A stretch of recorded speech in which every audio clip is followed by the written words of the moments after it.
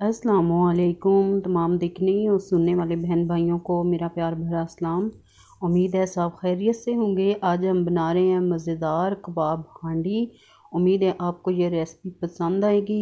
ये हांडी आप सहरी के लिए भी बना सकती हैं। माशाल्लाह से अब रमज़ान आ रहा है, जिसके लिए मैंने लिया आधा किलो चिकन। उसमें ऐड किया 1 टीस्पून नमक, 1 टीस्पून लाल मिर्च का पाउडर, 1 टीस्पून पिसा धनिया पाउडर, हाफ़ टी स्पून हल्दी, हाफ़ टी स्पून गर्म मसाला पाउडर और एक मीडियम साइज़ की प्याज, 3 हरी मिर्चें लेके इन्हें बारीक चॉप करके वो ऐड की और अदरक लहसुन का पेस्ट 1-1 टीस्पून।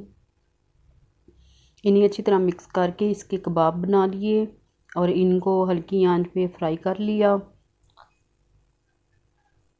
जब कबाब हमारे फ्राई हो गए तो इन्हें निकाल के उसी घी में मैंने प्याज ब्राउन की थी।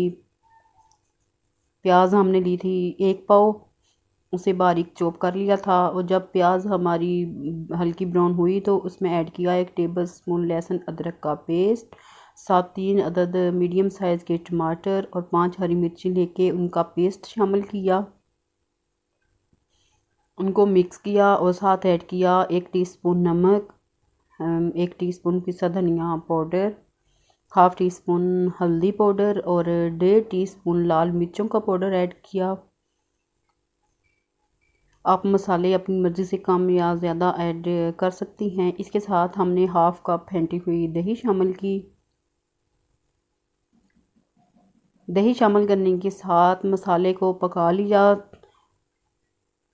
जब मसाला हमारा अच्छी तरह पक गया तो इसके अंदर हमने ऐड किए फ्राई किए हुए कबाब।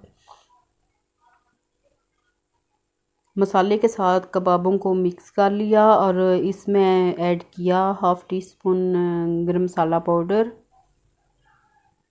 इसके साथ हमने ऐड किया 1 टीस्पून